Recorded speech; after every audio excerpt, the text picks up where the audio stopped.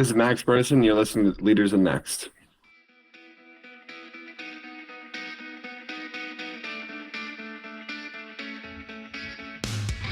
Welcome, everybody, to Leaders in Next. Today, we're talking to Max Bredeson. Max has the distinct honor of being the only guy so far who has come back for a second episode. He was our third guest. The other honor, Max, is you are the only guy we did in person. And I don't know whether it's because of that we went to virtual or there were other reasons, but we're looking forward to getting an updated since we talked to you almost like a year ago, exactly. For those of you that didn't catch that episode or haven't studied up on Max, he played a whopping 6 games in high school.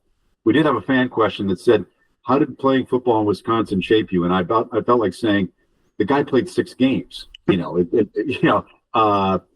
Start in high school as a quarterback, started off as a walk-on, gets converted to tight end, and then gets on scholarship and becomes captain. So a lot has happened in his time here. We had a lot of fan questions. We said we would pick 3. There were a ton. I think we're going to weave in more than 3, the ones that were appropriate to answer in this public forum.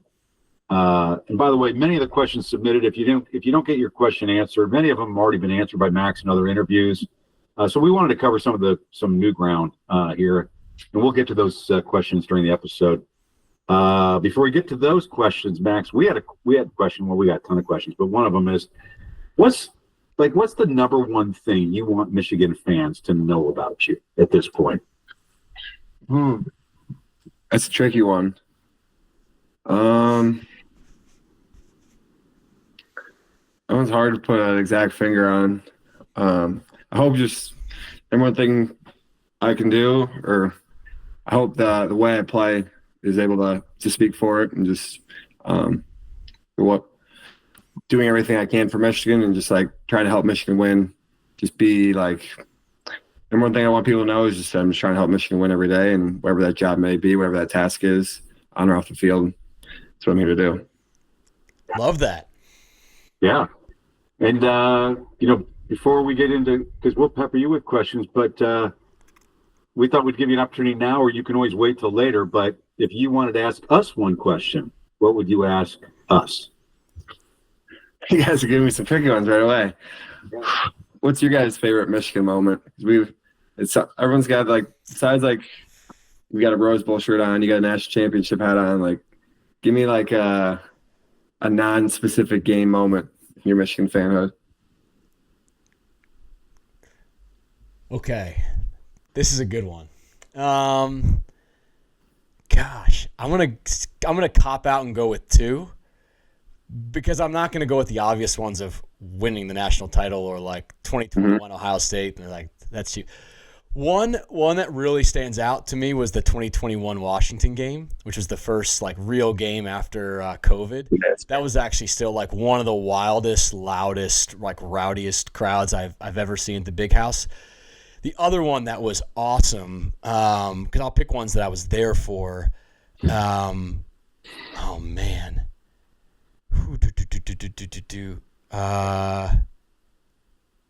I mean, the craziest game I think I ever watched, and it was like beginning of my real Michigan fandom, was the 2004 Michigan State game.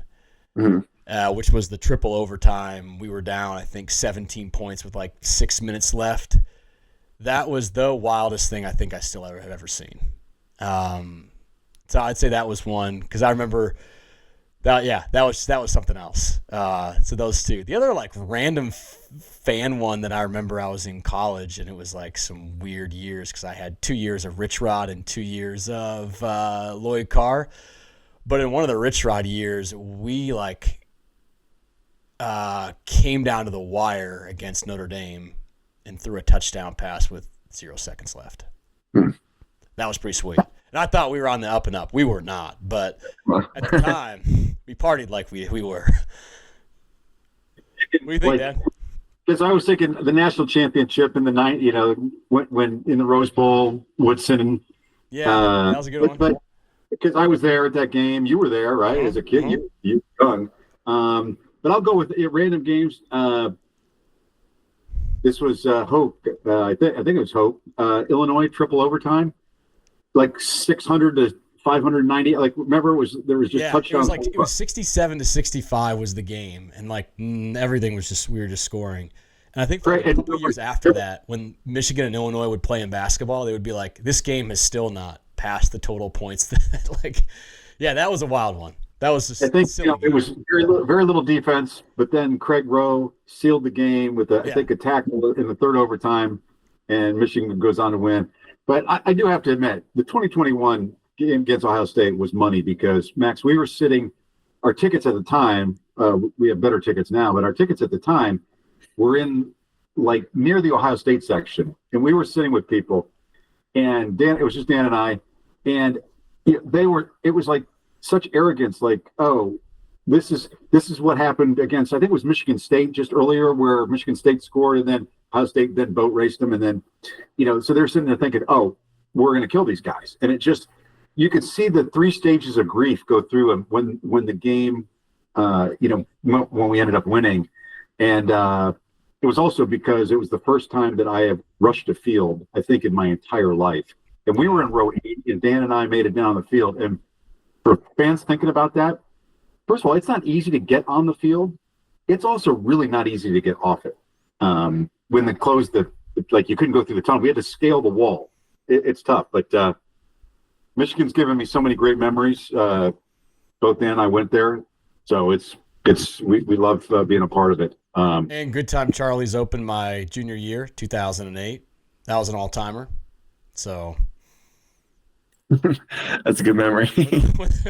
When the Shark Bowl first entered my life, a lot too many to mention, probably. You have not been named captain yet. Walk us. You mind sharing with us, how did that come about? I mean, they call you in the office and say, or did you have an inkling that it was going to happen, or just curious how it happened? Would you say kind of about captainship? You said. Yeah. How because when we first talked, you would not officially captain yet. So this was like a year ago, and then subsequent to that, you got named captain. How did that come about? They just call you in the office and say, hey, or did you walk us through as a fan how that happened? It's a team vote. It happens in a team. It's a last practice, one of the last meetings of camp. There's a team vote. Everyone's on a piece of paper. You get back to coach.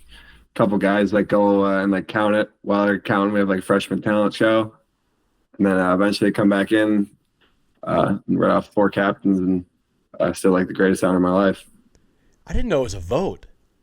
Oh yeah, that's awesome. Mm-hmm. That's pretty cool. Did they break it into you can have 2 on offense, 2 on defense, and you're voting for Is that they tell people how to allocate their votes? Yep, 2 on offense, 2 on defense. It splits it. It's a well laid out Google or Excel spreadsheet. Print it out. That sounds like a hardball artifact. I think didn't he use Excel for everything? I believe so. Yeah. Yeah, it's awesome. Just captain, you mentioned, so we talked about the captainship and how you get voted in, but you mentioned something that I'm not sure a lot of people are aware of. There was a freshman talent show. Uh-huh. I got it. Give me a couple guys that showed some real talent, and what were they? It's great. A lot of people like to sing. It's by the third guy keeps singing, it's all right, we got it. Keep singing, let me see something. A couple guys will dance. Who's the best singer on the team right now? I don't know if we can actually sing. I think Samaj can Samaj can rap. Okay. Nobody can actually sing Because Zach Marshall claims he was in the choir or something like that. Zach says, and he's a fellow tight end, so I thought maybe you sampled some of that, but you're saying that maybe he overrated his talents? No, he's always singing. That's shocking. It's quantity over quality. Yeah. Yeah, he I bet if you threw him up there, he could probably I forget what he did for his freshman talent show. He might have been someone counting the votes. But what was the one? Do you remember one that just stood out, good or bad? Brady Priestcorn, he sung, but his was really good. The lights were turned off. Everyone Nice. was in. Oh my God. It was awesome. Okay. Well, another tight end. So, and, I'm just curious. I was looking in our history in terms of captains, and I think there's only. Well, I don't. Do you happen to know how many former walk-ons have been named captain? I found two: Eric Mays and Jordan Kovacs. And Jordan Jordan was a hell of a player. I mean, he second team All Big Ten selection, finalist for the Burlsworth Award that we'll talk about a little bit later. Went undrafted free agent. Now is coaching, I think, at the Bengals still. Do you remember? Are you like? There's maybe more, but you might be only the third in our history. I know Andrew Vistardis. He was a walk-on. Okay. Captain. I'm sure if I went down the wall, like since my brother is here, maybe I could check, but I'm not like the expert on all of it. But I mean, it's all joking aside. It's a hell of a story, and I don't know what will happen with the House settlement and roster limits, but who knows? There may not be a future where there are that many walk-on opportunities and like that you had, and a story that that is as great as yours. How do we? We mentioned a couple. We got to fire our stats guy. What the heck? How do we miss Vistardis? He's like our man. I don't know. 68. Oh, I'm making a note. I'm making a note for some disciplinary action on our stats guy. Yeah. So we have a fan question while we're talking about former players and things like that. It comes from, I always love these Instagram handles, Finnean _OMeara.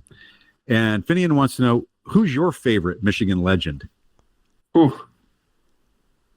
I'm lucky I've got to play with a bunch of them. You sure have. Legends.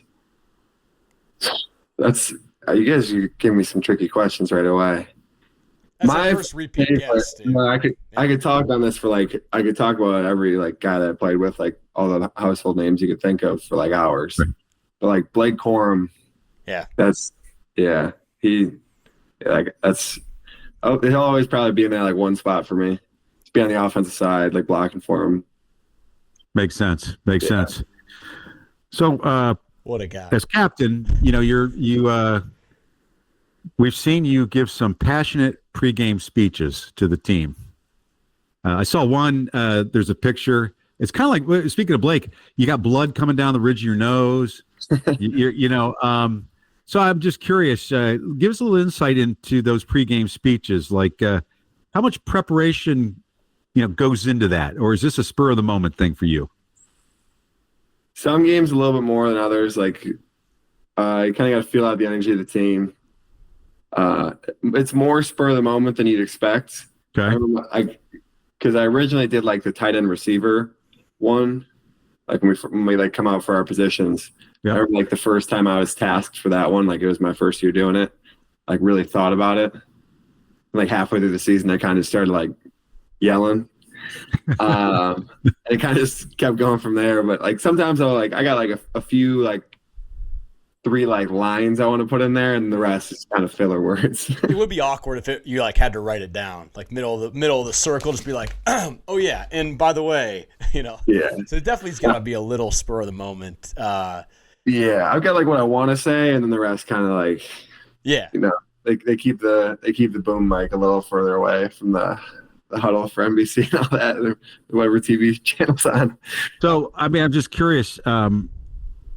Imagine as we get our season started. Just like you guys are prepping for the season, we're working on our tailgating game. What kind of speech are you giving us at our tailgate the first game of the season? What would I guess you don't have to keep it PG, but whatever. What are you telling us to get us fired up? I might give you an old Coach Harbaugh special. It's play as fast as you can, as long as you can. Don't worry. Have the most fun you ever had. So play as fast as you can, as long as you can, and have a lot of fun. Worry. Have the most fun you've ever had. Okay. Are there truer tailgate words to live by than that? That one kind of fits the scheme well. Yeah. Okay. Really Yeah. During your time, you've been around since 21. You've given a lot of these speeches recently, but you probably heard a bunch. Who's in the Hall of Fame of pregame speeches as a player? Ooh. Mike Sanders still. Nice. Aiden Hutchinson and Josh Ross. Those two go together. What made those? What I'm just curious. What made those guys good? Was it the passion, or was it all just the preparation they put into it, or You just knew whatever they were saying, they were backing it up. Those two were. Those were some real ones. Mikey's a big one. That's probably my favorite. we toured after the spring game. We were part of a group that toured Schembechler Hall, and we were with Sean McGee, and Sean was walking us around. Told us that Mikey has the record. What do you call that? You guys are the big steps that you bound up next to the ramp. What's that? The plyo stairs. Plyo stairs. He's less than 3 seconds to get to the top, which if fans could see this, you wouldn't think that's humanly possible. I'm just curious, what's your record? Most people are under 3. He's probably like closer to. It's hard to remember if we're in like the 3s or the 2s. No, because you just remember like we remember like times like you think point something. Yeah. He was 2.6 or something like that, Dan. Oh yeah, if he's a 2.6, like That's right. yeah. No, I'm not at that. I just thought it was Spider-Man-esque. I mean, it was crazy good. Yeah, I know. There's been some like I don't know what remember my time is, but like there's some guys who've gone up those stairs where you're like, all right, like there's not a lot of people who can move like that. Well, this is but Max, so you brought up Josh Ross when you were talking about the speeches. Mm-hmm. That is actually like a random, not random because it was important, but like off the beaten path, like Michigan moment. I do remember in that 2021 Ohio State game, Ohio State had the ball come out of halftime. And I think everyone was worried, and I think they had maybe 3rd and 1. And Ross comes through and like blows some guy up for like a 3 or 4 yard loss. And I feel like that set the tone. Like, you had to keep the momentum from the first half and the second half. And I remember watching that play being like, if we win this, like that's the play that like probably goes unheralded, but like is such an enormous play. And I was glad it was him because he was like the man all season and stuck through. Yeah. So yeah, the Josh Ross tackle. We got to pull it up, get an imagery of it, but it was like the perfect time for that. Well, let's fast forward to last year, from 21 to last year. Just a couple games, just touch on real quickly, and the USC game. And I know sometimes, I guess, as players, you guys might block out because but there were a couple. You had a couple key blocks to win that game. And I don't know if you remember them. I mean, USC's up 24-20, 3rd and 1, a couple minutes left. Marlin's lined up on the left. He blocks down. Number 6 kind of comes crashing in. You take him out, and Khalil goes 63 yards. Do you remember that play? Yeah. I mean, I remember running down after it hit. Walk us through a little bit of that play, from a player's perspective. We knew we had like this. This was like a big drive. Like when when you need a big drive, and this was one of them. From player perspective, I mean that play is kind of like turn right and running that guy as fast as you can. That's really how I was trying to do my 111th. And, like if you watch everyone on that play, like you watch Marlon and I think it was Link, like walk some guy off the ball. Like everyone just like knew that drive they'd bring their best. Everyone did, and obviously Khalil brought his best that one too. And just 11 guys like making a play happen. That's the beauty of this game. So when all 11 do it perfectly. As that play unfolded, did it unfold as you guys expected it to unfold? Did they do anything differently, or did it just like as soon as you got up there and you saw the alignment, you said, you know what, I think this is going to work? I think I was like split out, so I can't like see. You hope everyone's a big one. You always do. That was kind of like one of our like kind of grind meat plays. But you never know, and those ones can still hit. I mean, the second one was it's 4th and goal now. This is it. This is we're on the 2. Alex is under center. You're kind of in a quote unquote traditional fullback set, and you bury the guy and Khalil scores. I mean, I think you may have profiled this play earlier, in social media, but you remember that play? And if so, can you walk us through that one? Because I never thought, I was like a lot of fans probably, I never thought we were going to win that game at this point. Max, my dad does not watch when things get close. If there's a field, he has actually not watched a field goal go through the uprights in like 5 years. And by the way, watch. I would like credit for that because our field goal kickers are freaking money. And Zavada doesn't, and Moody. No. So anyway, I was watching this one. But you remember that? Yeah. If you remember that play, I mean, first of all, what was that play called? I can't tell you that. Come on. Okay. It was Mullins left. Yeah, ball play the left side of the field. Yeah. I mean, again, when that play was called, do you remember when that play was called? And if so, did you sit there and say, "Oh, this is going to work," or what? I mean, what was your immediate reaction? Like, okay, we got this. Like one of the keys to like goal line offense is you just gotta like think, "Oh, this one's gonna go." You can't like there's no down there, so like he's got to believe in whatever's called. They like, I don't care if they choose to punt it. You gotta believe in it. But no, you just believe in the play, believe in the guys all around, and like sometimes I get highlighted for that block, but like you watch, there's guys in the backside of the play have some of their best reps. Like, yeah, Zach had a big block with the old club on.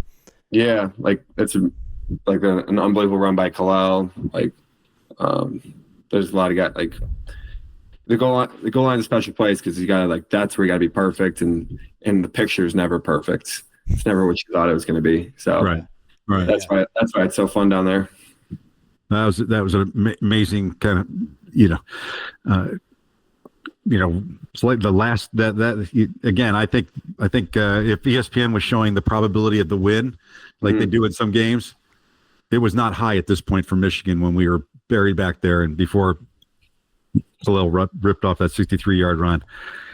Let's talk a little bit about the Ohio State game. Not so much the details. I'm just curious, as a captain, I don't think anybody outside the most rabid Michigan fans gave you guys a chance. I mean, it was like 21-point underdog. I said the most rabid fans, Dan. You don't need to raise your hand. We know you're rabid.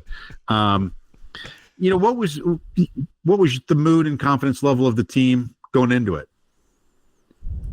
Yeah, you always have to have confidence in any game you're going into, and like you never go into any game saying you're not going to win. So took the same approach. Obviously, you scale things up a little bit for big rivalry games, and you just dial it in even more. And if you can do everything right throughout the week, you got a better chance of doing it right on Saturday.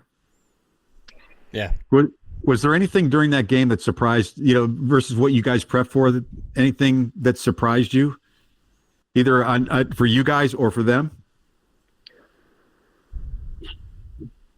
You guys want me to get into like deep X's and O's? Like, you want me to talk too high safety rotation, or I wouldn't get too deep, but yeah, no, I'm kidding. Like, something that you said, man, we haven't seen that before, or something that they had probably not seen before. We don't need to give them the secrets, but I mean, something where you could tell that either they weren't prepared for it, or now everyone's watched the tape, so smart people have figured out what was happening after the fact. But I mean, during when it was unfolding, anything where you guys were saying, man, that's different, or I'm surprised they did that? They can't talk like that. Okay. All right, fans, you can see how tight this is. This he's a captain. He can't give away secrets. We've tried.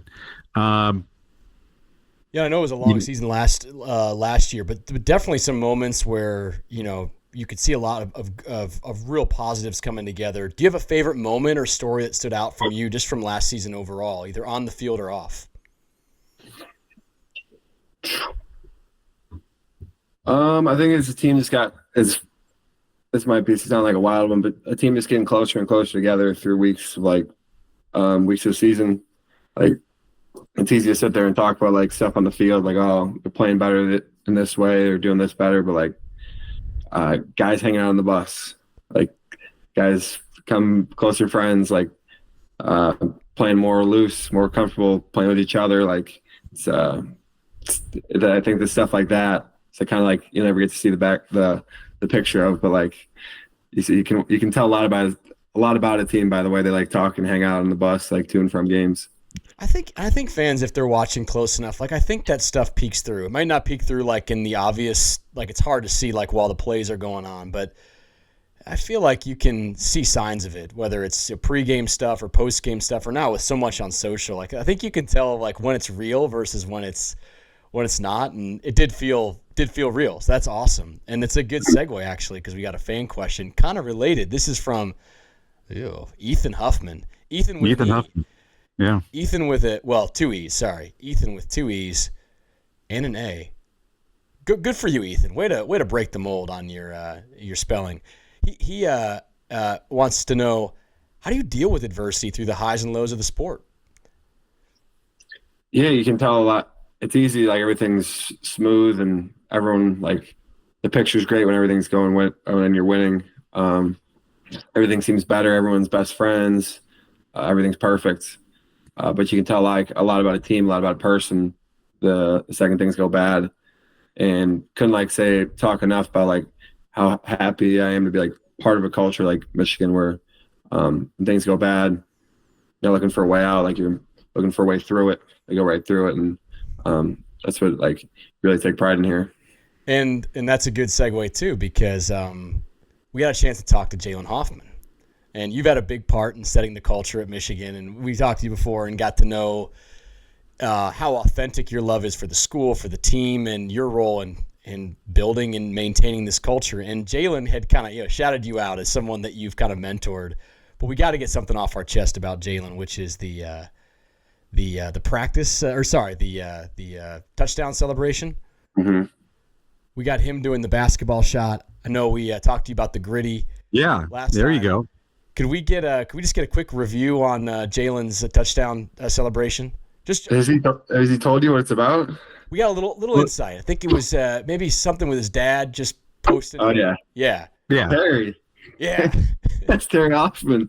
He posted like a tweet. It's like Championship Sunday for Big Ten basketball, and he posted him like ready to rip a jumper. No, we heard it's in the living room with a basketball, like an actual basketball in hand. This is true, right? Yes. That's important. Yeah. It caught fire in the tight end room. Like after plays, like there's more of like that jumper than you'd like ever imagine happening. So it was sort of written in the stars that like Jalen had to score so that the entire world could know about Mr. Terry Hoffman and the famous living room J. Mm-hmm. Oh God, I'm so glad we knew that. I thought it was pretty cool that you decided to celebrate with him, even though you were on the opposing team. we did catch that. We're like, that checks out. That's cool. Yeah, my dog is the best. Yeah. Also, we're technically over, so no rules, right? You're all one team. Yeah, it was, at that point we're all just happy for each other. So I was, I know that you're a big, you're not a selfish guy. You're not about personal awards, but and you're a team over me. You embody that, I'm sure. But did you ever feel disrespected that the Brolsworth Award wasn't given to Max Bredeson? No, never disrespected, just motivated. Just another so did it motivate? I mean, like, you see these guys winning, I'm sitting there thinking like, I'm sure they deserve it too, but it's like, for those of you that don't know what that is, that's for the, basically a former walk-on, and there's a movie about this guy. And anyway, so it's a cool honor. And Max was nominated last year. Should have won it, but I guess you use that as motivation. We've got a fan question along the line of motivation. It comes from Anthony Rocca 7. Wants to know, what drives you to play so physical and dominant every play? Probably just like for everyone else who's like just the teammates. Like it's what they expect me to do. It's what I expect out of the teammates. It's just kind of a standard that you're held to, because like something we talk about is like once you do it once, like maybe you celebrated that one, but like now that's the standard you have to play at. So I think it just comes from just kind of like doing it for everybody else because they do the same thing for me. Yeah, I'm just curious. I mean, I love watching plays when you're in there because I basically follow 44 because violence ensues, and usually the play is going that direction. But anyway, since you've been, getting a lot of snaps, have you have the unenviable task of running into people at a reasonably high rate of speed and colliding with them. But I don't think, have you ever been hurt? Have you ever missed a game? Guys, we gotta knock on wood after that one. Okay. Well, I'm knocking on wood somewhere. I mean, but I mean, you've been able to stay away from being any major injuries. True. You just don't want to speak. He doesn't want to say anything. I know that's scary to talk about. Okay. So we got a question from a burner account that may or may not be Max himself because the username is Fullback Room, which. By the way, I looked it up. That's a legit okay. fight. Yeah. Wants to know who your inspiration is as a tight end fullback. It's hard to bring her up. It's hard to pick who inspires because it's the nature of the position.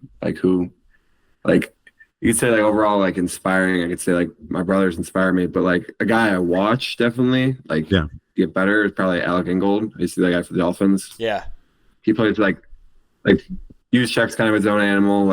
Pat Ricard's kind of his own animal. But then Ingold kind of plays similar to me. Also, Wisconsin guy from Wisconsin, a former high school quarterback. Yeah, it's true. Look at that. Yeah. Okay. He's got all the same traits. Yeah. Ingold. Yeah. And I'm thinking of one other kind of guy that I remember. I guess Mike Allstott was more of a running back. He was the first one I remember breaking onto the scene that was watching him was like watching something you had never seen before. But that's probably a little bit different because he was a tailback. Yeah. Kind of, like I said, it's kind of his own animal with some of those guys. Just how different teams use different players. But it is cool. You do see some standout guys in the NFL playing a fullback position. It does feel like even for some years where offenses were getting away from it, lots are getting back to it, which is awesome. Yeah, it's good to see. Yeah, great to see. Good to see. Hopefully, a year from now, it'd be great to see for Max Bredeson. I'm just curious if Wisconsin aside, because fellow Big Ten, he does seem like an awesome dude and a great player. So we can shout him out. Yeah. So we're not going to call it the Max Bredeson Award because that would be called too much attention to Max Bredeson. But if you were going to give an award for the player that most embodied the selfless dedication to Michigan football and was a tough son of a bitch, who would you have nominated? You could pick more than one guy. And during your 5 years now, you've seen some guys. So guys that you have played with, who would you have nominated for that award? We'll call it the Bredy. No, we won't. We'll just call it. I can't give out an award with my name on it or anything like that. But for guys who are just tough football players. That have your same dedication. I know, earlier in your episode, your commitment to Ann Arbor, doing everything to win. Who would you? I got to guess. But I'm gonna, well, let him answer. It's a question from Max. I know. Yeah. So it's just a toughest player award. I think so. Yeah, toughest, maybe most dedicated to Michigan. This is a sneaky one. Oh, you're not gonna guess this one. Okay. I'm taking Junior Colson. Oh. Mm-hmm. Okay. 2 broken thumbs. I did love the double club look. Yeah, double club. Which is great. Seems great for some things and horrible for other things. But double club. Junior Colson. Yeah. I gotta go with him. He's tough. Man. The guy's awesome. That's awesome. So we were Jalen Hoffman we were talking about Jalen Hoffman, and he had obviously kind of the unofficial MVP of the spring game. We just had him on the podcast. Great guy. And now, what can we do? I've noticed in your career stats, we've got 0 carries. So it says 0. I do have 1. Oh, you snuck one in? That must be then the Michigan thing must be wrong. You've got 1 carry? One I got stuffed in the goal line versus Rutgers in 2022. Okay, maybe they didn't want to acknowledge that. I don't know. An elite ball knowledge take, I thought Max was gonna quiz me. I'd be like, oh man, Maybe someone hacked into the website and just deleted it. And since we changed your number, cut it in half from your early days, your receptions have gone down too. Mhm. This seems like a travesty, a misuse of Max Bredeson. What can Dan and I do? Should we talk to Chip about getting you some running plays? I mean, some receptions, because I'm pretty sure you're not going to fumble the ball. If we know that, and we know you're going to catch it because you've had some catches. How do we get you more utilized in this offense? I just do what Michigan needs me to do that play. I don't care about the ball and all that, and whoever gets it, gets it. I don't care if we throw it to the tackle. I'm ready to block or do whatever it takes. After we hang up, can you get us Strike. Chip's That's key cell for- phone I'm number? going to go on a hunger strike and force Chip. No, that's the right answer. That's the right answer. So next year we got some cool games coming up. Yeah, we got some games coming up. What game is there a game that you look at the schedule and you're most excited to play? Maybe not a rivalry, but just like, hey, an environment you've never been in or whatever, a school. Is there one on the schedule?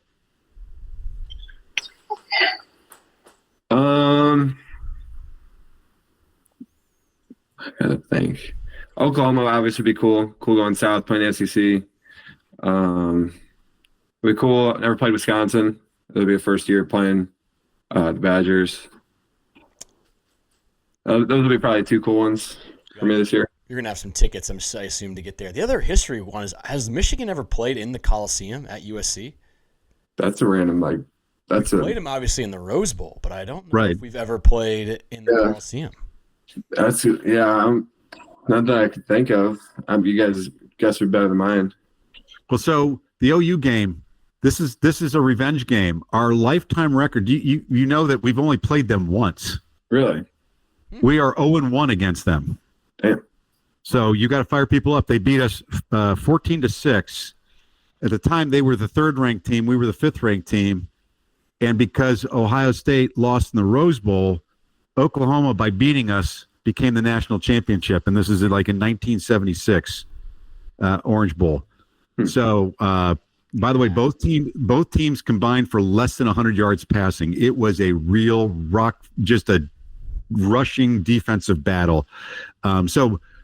But you need to avenge that lone the victory. 1976 Orange Bowl. I'm here for the 1970s team. That's our Alamo. Yes, Never forget it. That's it's a well, actually, Max, fun question about I could use your help, actually, because Oklahoma game, I need some advice. So my wife is due with our third child on September 7th. I believe the game is September 6th. Can I make the game and make it back in time for my child's birth? What do you recommend in terms of my logistics? That's going to be tight. That is going to be tight. I could ask if they could. I wish I could get on the team plane, but I don't think it works like that. Also, I figure they got to deliver babies in Norman, Oklahoma. Could just make it a road trip, On the road. Yeah, I'm not an expert in how that goes, but I don't know. I'll throw some feelers out. I'll report back with my findings. Yeah, I think that's a non-starter. So you know what? You answer enough questions about football. You're in front of the press all the time, so there's stuff out there. We're now we want to talk about for a second. Yeah. Let's talk about some stuff that's not that. So when you're not playing football, what are your big hobbies? In the summer, me and my roommates will golf a bunch. Okay. When I'm back home, like I'm home right now, I'll go fishing.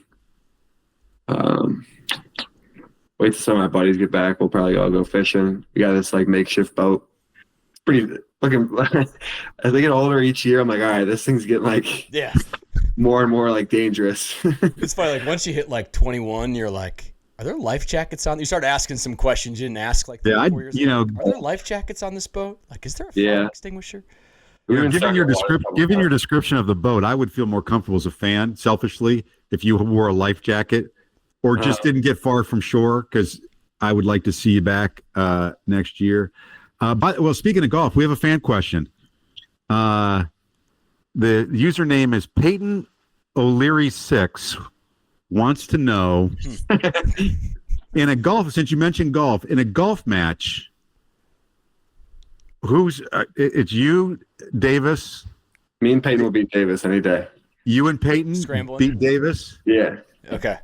And what's the format? How you? I know Davis is a good golfer. So you and Peyton are playing a scramble, or it's your best ball, or what is it? So like I said, me and my roommates golf. This is who I'm talking about. Yeah. Me and Peyton O'Leary we'll do a scramble versus just Davis because Davis is really, really good. Right. Really good. And so we get like 2 shots at it to match him. And to Davis's credit, it's pretty tight. Like it's close. He's really good, but me and Peyton have the winning record. Does Joe Taylor play too? How does he fit into the scramble equation? He's got too much baseball in him because he's a baseball player. Oh, a little flat. Got a baseball earlier. He's a little flat. Yeah, he is like just. I think he's not a golf guy. We've brought him out a couple of times. He has fun. That baseball swing's still in there. Yeah. Yeah. And are you guys? Is this just for honor, or are you guys betting some big money? This is pure honor. Yeah. This is like, yeah.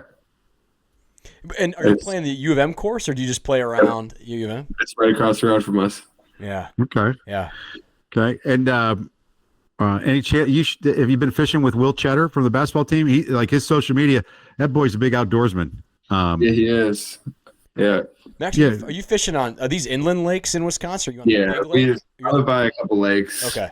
Like they're small. Like it's fun. It's just like fun lakes. Yeah. Another a fan question that came up, and I think it'll lead us into a conversation about maybe your style. So it's from Jack Lagoria 1. And I'm not sure what's behind this question, but Jack wants to know, do you ever get recognized in public, especially since you're a fullback? Especially. That's good. Yeah. You gotta not like crazy. Like obviously like in Ann Arbor, maybe more. Right. Like still like college student, go to class. Like I like if it's like a game weekend, yeah. Yeah. Like the Sunday after a game, like I'll go get breakfast with my family. Like that's probably when it normally happens, but it's a normal guy. When you're walking around Ann Arbor, you guys are out. Do you get bugged a lot? But do people leave you alone, or do people say, "Hey, will you sign?" I mean, you guys are celebrities now, and I know you do a bunch of signings. You asking me or Max? yeah. Nobody wants your autograph. So Max is like today's world, you guys are celebrities. I mean, really, I know you're a selfless. Look, you're a very humble, selfless guy, but people want your autograph. They want stuff signed.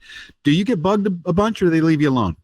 I'm never bugged by it. Like every so often, like it's not like a crazy common thing. Okay. Like I said, like it's more like the game weeks. We'll be like, oh, can I grab a picture? But like when it's like January or like February, we're in spring ball, like.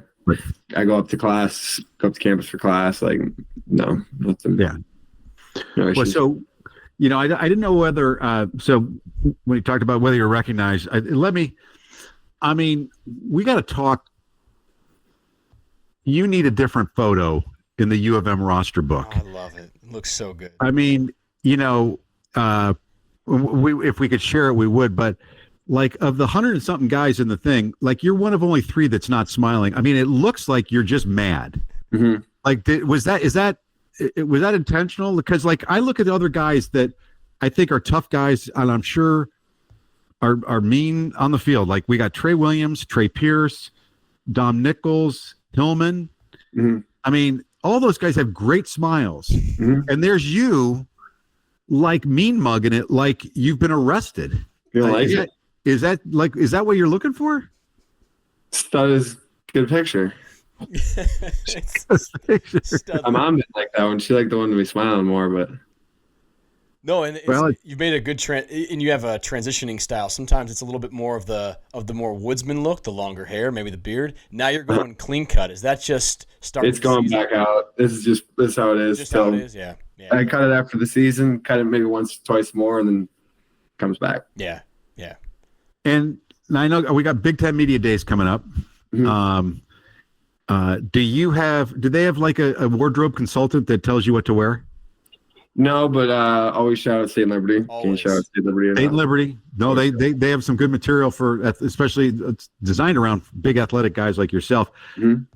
But have you ever thought about, I mean, is that too fancy for a fullback? Like I'm thinking like Carhartt. Can't you wear like overalls and boots? I was thinking showing up in just some jeans and a work shirt. Canadian tuxedo. Yeah. Just all Maybe do like Harbaugh and put a little chew in. I mean, Show up with a cigarette. yeah, I mean, that would be good. It is funny how like some things are so formal, but they shouldn't be. Like that's how I used to feel. It's different now, but like all the basketball coaches used to wear suits and ties on the sideline. Like, what are you doing? Yeah. Like this isn't a thing. Like, No. yeah, you should shake it up a bit. So just finishing up here, just curious, what's your schedule from here on out? You're taking May off. Walk fans through what you guys have to do because you have very little time off. Candidly, it feels like. So May, June, walk us through your schedule at a high level between now and the first game of the year. Never any time off. This is football is all year round. I work out right now back home. Lucky to have a good spot where I work out. It's great that I have that. It's a great blessing. We'll go back. We got our summer workouts. Go to camp. When do summer workouts start officially for you guys? Like June 2nd. June 2nd. Okay. Yeah. But yeah, we go through workouts and camp, and then get right to it. Once you get back in an hour, it all flies. What makes a good workout spot? Like, what makes a good lifting spot, Max? Is it like rough and tumble, like the rustier the weights, the better? You need the metal plates, or is it like certain equipment? You need like the turf gym. Like, what it makes the workout spot the spot? It's all the people. It's all about the people. But like, just give me a couple bars, couple 45-pound plates, and patch the turf, and call it even. Yeah, baby. All I need. 4. Yeah. Getting ready for Cool. Drago. That's awesome. Get ready for Drago. That's a good way to put it. Well, I'll tell you what, this has been fun. I know we're sitting between, we're interrupted your time at home with your family. I know you're going out to dinner with your dad, which is cool. Like I said in our text, I assume you're picking up the check, which parents always appreciate. I know Dan's never done that yet, but I'm hoping someday he will. We'll check the stats on that. Yeah, so Writing that down for our statistician as well. Missed Max. but it was fun. It was fun learn a little bit more about you off the field, and we really enjoy watching you on the field. And glad you're part of the program. It's exciting.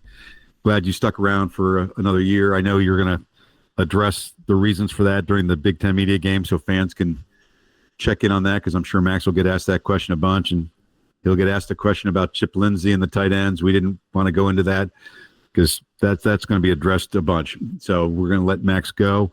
Max, again, appreciate your time and appreciate your contributions to the program. It's been awesome. Awesome. Really appreciate you guys. Thanks for having me. All right, take care. Go Bye-bye. Blue.